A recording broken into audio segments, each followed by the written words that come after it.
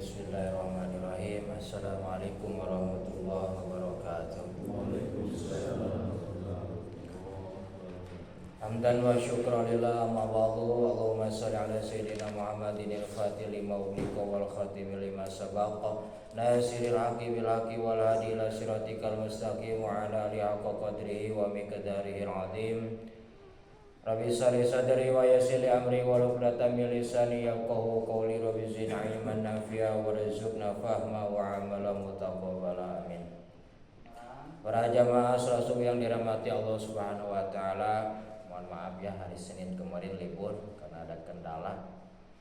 Jadi nggak bisa ke sini, tapi walaupun libur kita mudah-mudahan terus istiqomah ya dalam mencari ridha Allah Subhanahu wa taala. Para jamaah ikhwatul iman rahimakumullah, alhamdulillah dengan izin qudrat-qudratnya Allah Subhanahu wa taala pada pagi ini kita semua masih diberikan kenikmatan yang luar biasa, yaitu ditetapkannya hidayah Allah Subhanahu wa taala sehingga kita semua bisa melaksanakan salah satu kewajiban kita, yaitu talabul ilmi. Mudah-mudahan talabul ilmi yang kita sering lakukan benar-benar menjadikan satu wasilah kita bisa mendapatkan ridho, rahmat, maghfirahnya Allah Subhanahu wa taala. Amin. Para jamaah salat subuh yang dirahmati Allah Subhanahu wa taala, untuk kajian terakhir tentang masalah sholat jamak ya.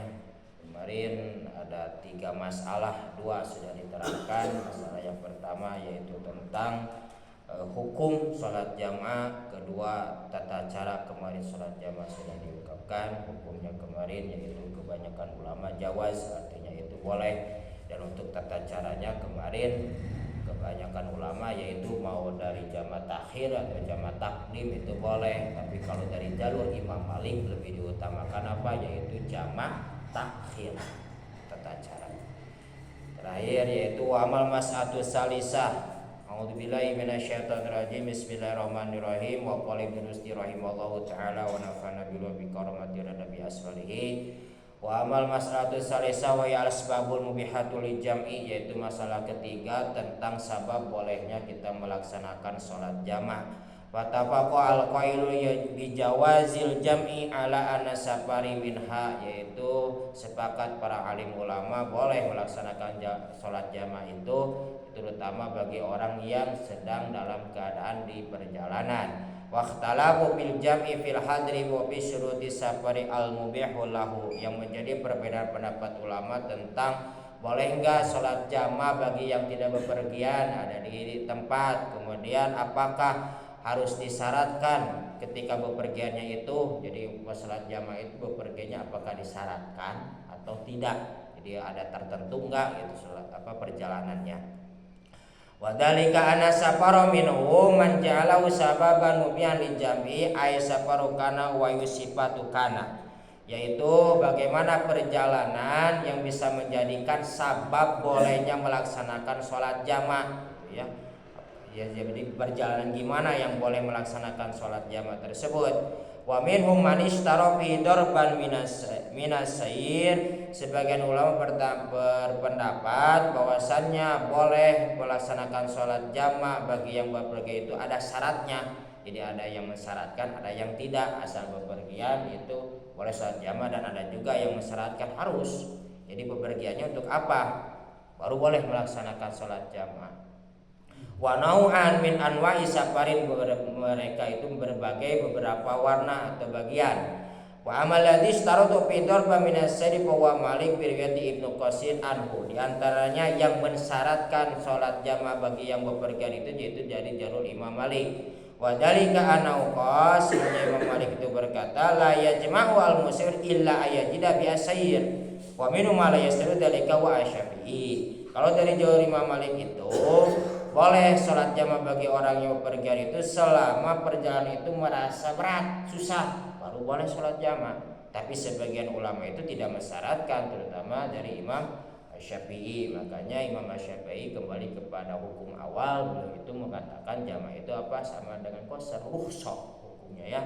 Kalau Imam Malik itu yaitu beliau menekankan gitu, boleh sholat jamaah itu kalau misalnya perjalanan itu benar-benar melelahkan kita. Kalau selagi tidak melelahkan itu tidak boleh dijamaah.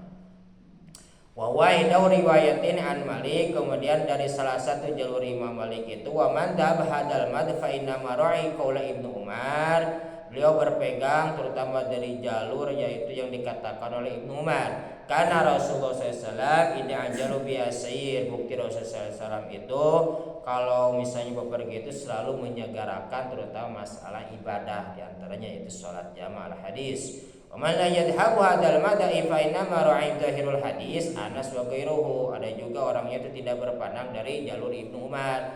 Beliau berpandang dari jalur yaitu Sayyidina Anas dan selain dari Sayyidina Anas. Wa kadzalika ikhtabu kama kuna fi nasabi alladhi yajuzu fil jam'ah. Di antaranya berbedanya pendapat itu tentang bolehnya salat jamaah bagi orang yang melaksanakan perjalanan. Wa minhum man qala huwa safarul qaryatu kal haji wal ghaz. Kemudian ada juga orang sebagian ulama berpandang bolehnya sholat jamaah bagi yang bepergian itu terutama khusus bagi ibadah saja seperti melaksanakan haji dan perperangan, yaitu yang saya kemarin sama dengan qasar gitu ya. Jadi kalau untuk ibadah saja boleh melaksanakan jamaah, kalau selain itu tidak ada, itu berbagian dari sebagian ulama. Wa huwa zahiru riwayat Ibnu Qasim, yaitu jalur dari Ibnu Qasim. Di antaranya itu kalau jalur dari Ibnu Qasim yang dipegang oleh Imam Malik, kalau misalnya bisa sholat jamaah itu khusus bagi melaksanakan ibadah saja seperti mau berperang dan melaksanakan ibadah haji, selain itu tidak, beliau. Wa minhum man qala wa safar al-mubah duna safar al-maksiat. Nah, kebanyakan ulama juga di antaranya wa qawlu asy-Syafi'i dhahiru riwayatil Madinati an Malik. Di antara jalur Imam Malik itu selain haji dan perang pun boleh melaksanakan salat jamaah ya, selama pergian mau berkunjung ke saudara atau apa gitu ya, seperti silaturahmi dan yang lainnya selain haji, pokoknya selama di perjalanan. Dan kebanyakan ulama itu boleh melaksanakan salat jamaah, di antaranya itu jalur Imam Asy-Syafi'i. Kenapa Imam Malik beda? Karena kebanyakan dari riwayat ahli Madinah pun begitu. Ya, kebanyakan ahlul Madinah yaitu selama melaksanakan perjalanan boleh melaksanakan sholat jamaah. Wa sabab khitlafi hadal hadis sabab ihtifi safari hadal taqsiru fi salbihi as-shalah wa ikana hunalika at-ta'mim. Yaitu terjadinya perbedaan pendapat itu karena ada sebab, diantaranya perjalanan seperti bolehnya melaksanakan qasar yang kemarin sudah diterangkan sebagaimana, yaitu buktinya dalam masalah ini tentang keumumannya. Li'anal qasra nuqila qaulan wa fi'lan wal jam'u innama nuqila fi'lan faqat. Kalau masalah qasar itu kemarin dalilnya ada berupa secara lisan kan Rasulnya, hadisnya kemarin ada, dan ada juga secara fi'lan, yaitu langsung dikerjakan oleh Rasulullah. Beda dengan jamaah. Kalau jamaah itu dinukil, kebanyakan ulama itu mengambilnya dari pekerjaan Rasulullah. Jadi tidak ada hadis secara lisan jamaah itu, makanya cuma menukil dari pekerjaan Rasul aja kalau masalah jamaah. Beda dengan qasar kemarin. Jadi ada perintahnya kalau Rasul masalah qasar itu. Manik tasarru bi ala nawi safar alati jauh fihi Rasulullah sallallahu alaihi wasallam yajihu bi ghairihi. Sehingga masalah qasar kemarin dan masalah perjalanan itu, masalah jamaah terutama yang dilaksanakan oleh Rasulullah SAW itu jangan tidak boleh selain dari melaksanakan ibadah. Dari sebagian ulama berpandangan begitu. Paman pahama min rukhsah lil musafir adahu ila ghairi minal asfar. Tapi kalau ulama, sebagian ulama memandang bahwasannya jamaah itu sebuah rukhsah, keringanan terutama bagi orang yang berperjalanan, adahu ila ghairihi, maka boleh melaksanakan jamaah selain di perjalanan ibadah, yaitu perjalanan yang mubah yang tadi itu ya. Wa mal jamu fil hadri li ghairi udrin. Kemudian gimana jamaah masalah bagi orang yang ada di tempat tapi tidak mempunyai udur, tidak sakit. Wa inna malikan wa aksara fuqaha la yajunuhu. Sesungguhnya Imam Malik dan kebanyakan ulama itu ya tidak boleh kalau ada di tempat tidak udur. Kalau udur itu ada sebab ya. Kalau yang tidak udur tidak boleh melaksanakan jamaah, dan udurnya pun udur yang gimana ya. Kalau misalnya udur memberatkan boleh, seperti kemarin diterangkan seperti mau operasi gitu ya. Itu kan misalnya bisa menobrak satu sholat ya, waktu sholat maka boleh melaksanakan sholat jamaah. Kalau misalnya udur ringan kira-kira bisa melaksanakan tiap waktu ya lebih afdal tiap waktu kalau udurnya ringan. Kemudian wa jaza dalika jama'atu min al-dhahir wa ashabu min ashabi Malik. Ada juga yang membolehkan terutama dari ulama ahlu dhahir ya. Ulama ahlu dhahir itu siapa di antaranya Ibnu Hazm itu ya. Beliau membolehkan bagi orang yang melaksanakan jamak walaupun mereka tidak ada udur, boleh katanya. Ini dari mana jalurnya? Itu dari sahabat Imam Malik, sahabat tapi bukan dari Imam Maliknya. Imam Malik mah tetap tadi beliau itu tidak membolehkan sholat jamaah bagi orang yang ada di tempat dan tidak udur, tidak sakit. Wasabuh fitalim ihtalau bi hadis Ibnu Abbas. Terjadinya perbedaan pendapat itu tentang memahaminya hadis dari sumber Ibnu Abbas. Wa minhun antawili ala anau kana fi mator kama qala Malik. Seandainya ulama itu ada yang memandang di antaranya nakwil bolehnya sholat jamaah karena halangan hujan. Ya, wa minhum man akhadha bi ummi mutlaqan, dan sebagian ulama memandang mengacu dari umumnya secara mutlak. Jadi kalau kira-kira ya tidak memadaratkan hujan dulu mah kan otomatis bisa dijamati. Kenapa? Karena kan dulu lantainya enggak dengan beda dari sekarang. Ya, makanya bisa disolat jamaah pasti dalam keadaan kotor kan mesti dulu. Kok sekarang udah enak, payung ada, makanya lebih baik jangan dijamah. Makanya wa minhum man akhadha bi ummihi. Sebagian ulama itu kebanyakan yang mengacu keumuman, maksudnya keumuman itu sesuaikanlah dengan masanya. Kalau masa sekarang udah masa enak gitu. Wa qala kharajahu Muslim ziyadah, yang mengeluarkan hadis di antaranya Imam Muslim dan menambahkan biar di dalam hadis Imam Muslim wa huwa qala sallallahu alaihi wasallam bi ghairi khaufin wala safarin wala matorin. Dan Rasulullah pun pernah melaksanakan jamaah dalam keadaan tidak takut, kemudian tidak dalam perjalanan dan tidak dalam keadaan hujan. Namun sebagian mengatakan ada hadis menambahkan begitu. Wa bihada tamsiku ahlu dhahir, sehingga ahlu dhahir pun memegang hadis tersebut. Jadi boleh katanya. Wa amal jamu fi hadir li udrin matar fi ajadu wa syafi lailan kana au nauron wa manau malika binari wa ajadu fi lail. Ada juga masalah jamaah itu tentang ketika ada di daerah tidak sakit namun ada halangan hujan. Imam Syafi'i membolehkan terutama baik dalam keadaan siang ataupun malam, dan menyegah Imam Malik kalau misalnya siang itu tidak boleh dijamaah, kalau malam boleh. Ya kenapa? Karena kan tidak kelihatan itu jalan masalah jalannya gitu, terutama untuk masalah datang ke masjid, maka beliau berpendapat begitu.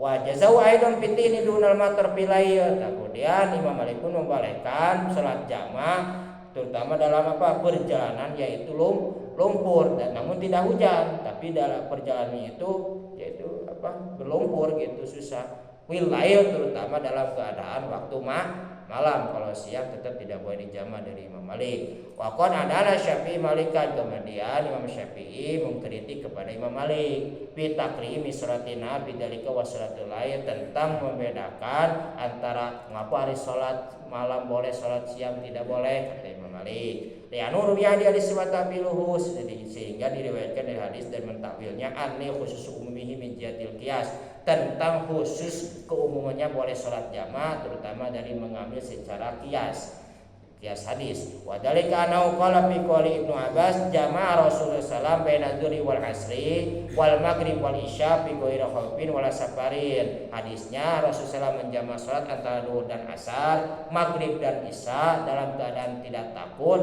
dan tidak dalam perjalanan. Arodali ke kafi mator, dan bukti juga Rasulullah salat jamaah dalam keadaan hujan. Wala yakhulu bi umil hadis wala bitawili ani takhisuba radahu ba'du wa tilu ba'du. Jadi kata Imam Syafi'i kepada Imam Malik, sedangkan kan hadisnya itu Rasul menjamaah antara duhur dan asar, maghrib dan isya. Otomatis kalau duhur dan asar itu dalam keadaan waktu siang. Kalau maghrib isya itu dalam keadaan waktu malam. Mengapa beliau mengambil sebagian gitu?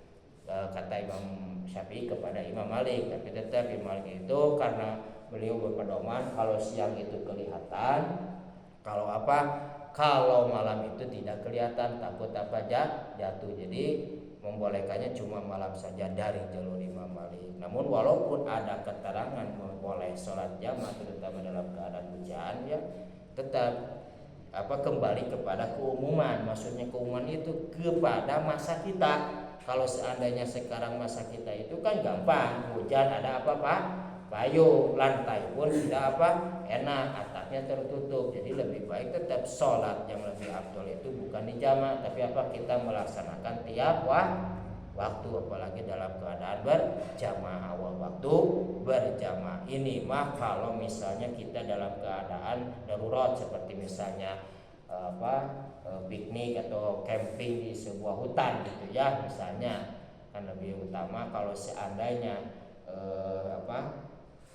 kira-kira bisa diusahakan untuk sholat awal waktu ya awal waktu. Kalau misalnya tidak bisa, misalnya takut hujan yaitu lumpur dalam keadaan masjid tidak ada karena kita dalam keadaan di tengah-tengah hutan misalnya ya, itu boleh dijamak. Kalau misalnya benar-benar situasi yang tidak bisa melaksanakan sholat untuk berawal waktu gitu, misalnya seperti malam, keadaan malam nanti isya takut jatuh atau gimana, wudunya susah misalnya ya, takut batal, makanya lebih utama ya udah dijamaah aja, jamaah takdim, isya diambil ke maghrib, tapi dalam keadaan benar-benar jauh dari masjid ya, di tengah-tengah hutan dan keadaan dalam hujan. Kalau seandainya bisa diutamakan awal waktu, yaitu lebih utama awal waktu. Itu masalah sholat jamaah gitu ya. Nanti untuk pasal selanjutnya tentang masalah sholat khauf, yaitu sholat dalam keadaan ketakutan. Masalah sholat khauf itu sebetulnya udah jarang digunakan, namun kita tuh supaya mengambil berkah tetap harus mengkaji secara teratur, maksudnya berurutan, dan nakut nanti kejadian itu ada. Tapi kalau di Palestina mungkin insya Allah masih mungkin bisa ya, tapi kayaknya sudah jarang.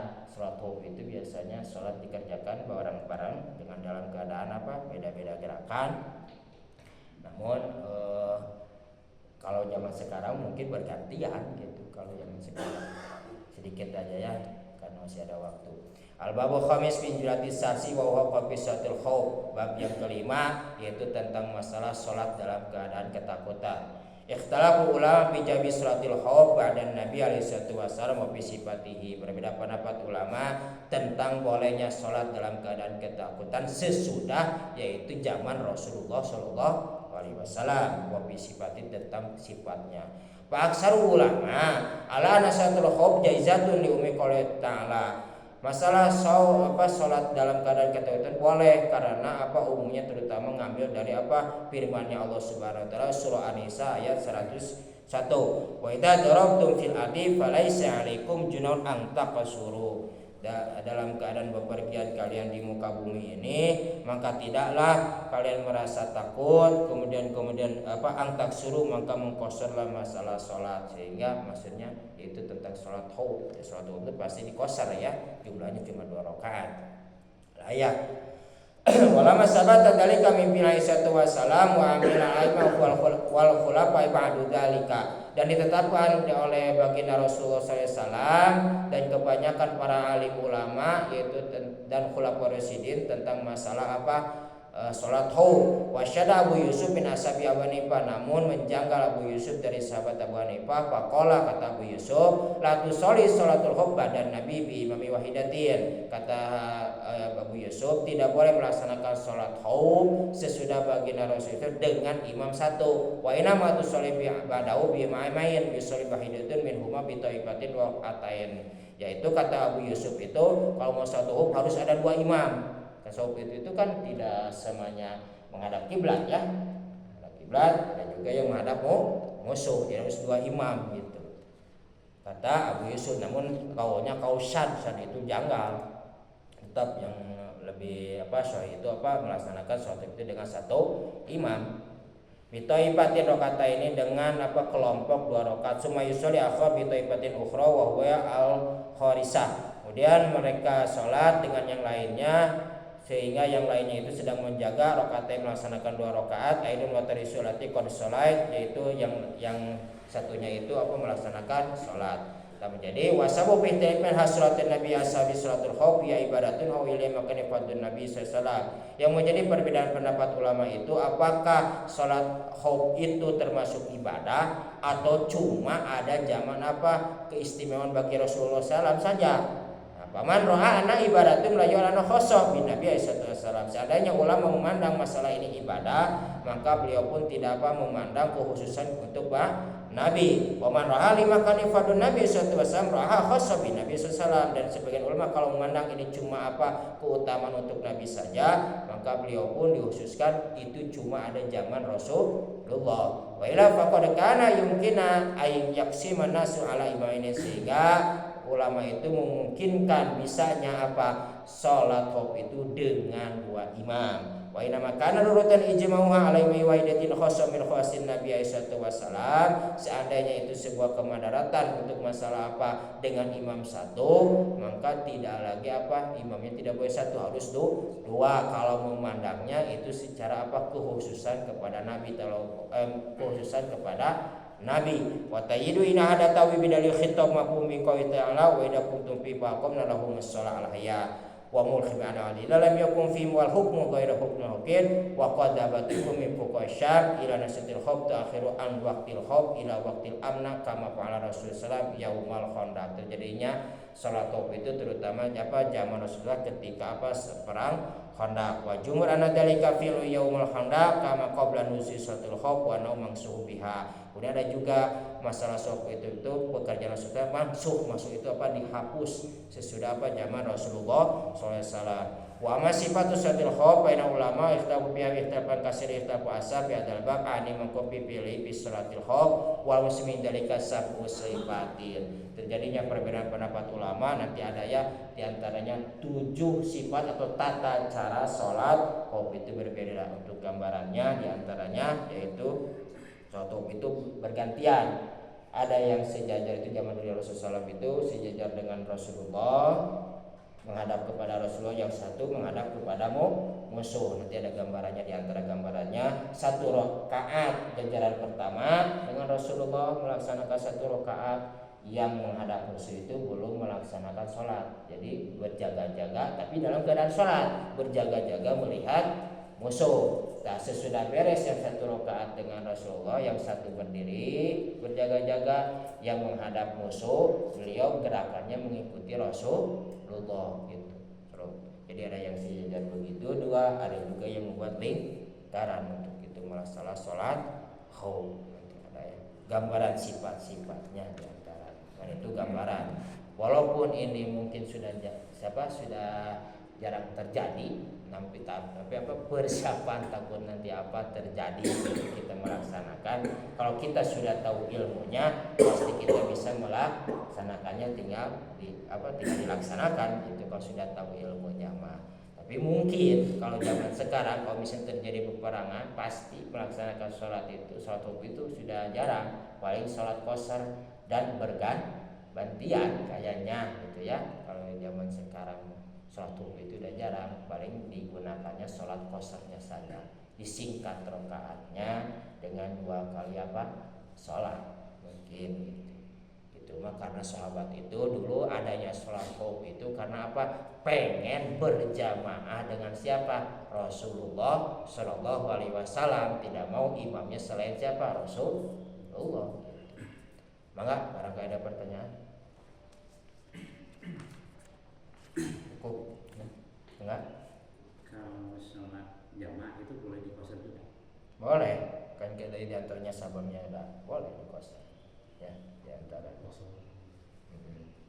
Tadi itu kan masalah qashar itu kembali kepada jalur ini, kepada jarak yang ditempuh kira-kira memberatkan dan waktu lebih susah bisa dikosor. Kalau seandainya perjalanan jauh, kita dalam keadaan tenang, terutama dari jalur Imam Syafi'i, tidak melelahkan, masih semangat gitu ya, itu lebih utama yaitu 4 rakaat tidak dikosor. Tapi kalau kira-kira melelahkan, makanya bahasa Imam Syafi'i itu kan mukhsar, jadi tinggal memilih mukhayyar. Kalimat pertama mukhayyar, kedua rukhsah. Mukhayyar itu pilih. Kalau seandainya keadaan fisik kita kuat untuk yang utama itu 4 rakaat, laksanakanlah 4 rakaat. Tapi kalau keadaan fisik kita tidak kuat, makanya laksanakan rukhsah, yaitu apa? Qashar. Itu. Jadi kembali kepada diri kita. Mana yang utamanya? Kalau dari jalur sama ya itu hukum mukhayyar saja. Itu. Tapi kalau dari Abu Hanifah, beliau kan fardhu ain, maka langsung qashar, sudah tidak ada lagi pilihan. Itu. Jadi kembali kepada kita aja. Sering lihat juga kalau pas di perjalanan gitu nggak jamak kan dia di kosor gitu cuma 2 rakaat gitu kebanyakan. Gimana? Di jamak kan langsung di kosor gitu cuma 2 rakaat gitu. Ya, 2 rakaat jamak qashar. Jadi intinya 2 rakaat gitu ya. Ada juga yang gini, gimana misalnya ikut sama yang berjamaah di masjid, kemudian yang keduanya baru 2 rakaat, itu tidak apa-apa kan. Kalau otomatis kalau ikut dengan yang mukimin itu otomatis tidak ada yang jamak kan. Nah itu ikuti aja dengan apa yang biasa sholat daerah tertentu, misalnya 4 rakaat. Gimana untuk asalnya bisa dikosar? Bisa kosar aja ya, pilihan kira-kira waktunya membebani kepada kita. Kalau misalnya jamaahnya dalam satu salat, dalam satu salam Tidak bisa, ya tidak ada kata caranya, berarti tidak ada. Ya di sini wasifat ya nggak ada, yaitu pasti 2 salam kebanyakan. Walaupun tidak ada secara ininya tidak ada, kebanyakan kan dari nukil pekerjaan Rasulullah, dan Rasulullah tidak pernah melaksanakan sholat jamaah dengan 1 salam. Itu tidak ada sebetulnya di secara ini. Itu mungkin ada lagi cukup. Nah, ada paham? kalau niat sholat khusuk ya sholat ketakutan lagi atau mana dia? Hah? Tadi yang Sama dengan itu, sama dengan jamaah. Kalau mau kalau paling qashar, ya qasharnya, ya niat apa usolenya. Kalau pakai usoli ya, usoli fardhu dhuhri rakaataini qasran lillahi ta'ala. Paling qashar ya. Kalau untuk duhur, jadi jarang. Misalnya mau dijama paling pakai majmu'an, bisa dijama juga karena dalam keadaan apa? Khawatir, gitu. Sama dengan jama itu, mau dijama misalnya supaya tenang, langsung jama. Sama dengan jama qashar, mau dijama-jama, mau qashar gitu. Kembali lagi kepada itu sholat sunat. Enggak, sholat wajib. Sholat duhur asar sama dalam keadaan ketakutan gitu. Makanya beliau itu kebanyakan di jamaah sih, sama nih ya. Majmu'an kalau misalnya duhur dengan asar yaitu sholli fardhu rakaataini majmu'an bil asri mau mal asri terserah ya, fardhu lillahi ta'ala, mau qashran mau jamaah saja, maka kebanyakan pasti wajibnya qashar. Kalau dalam keadaan takut qashar. Ya, karena itu perintah udah dari apa? Al-Qur'an kan bahasa Qur'annya wa idza darabatum fil ardi falaisa 'alaikum junun an taqsuru. An taqsuru itu apa? Qashar. Karena dalam keadaan apa? Mungkin zaman sekarang mah kayaknya pasti bergantian gitu. Sekarang gitu. Sekarang mungkin karena dulu itu sahabat pengen berjamaah itu dengan siapa? Dengan Rasulullah, dan imamnya oleh apa? Rasulullah. Itu. Gimana? Udah cukup? Alhamdulillah. Ustaz, mau tambahin? cukup. Alhamdulillah. Mudah-mudahan kita semua kajian yang sudah kita dapat ini kita benar-benar bermanfaat, terutama bisa diamalkan kita dalam kehidupan sehari-hari dan mendapatkan syafaat di hadapan Allah Subhanahu wa taala. Amin. Allahumma amin. Mangga tutup dengan doa kifaratul majelis. Subhanakallah wa bihamdik asyhadu an la ilaha illa anta astaghfiruka wa atubu ilaik. Wassalamualaikum warahmatullahi wabarakatuh.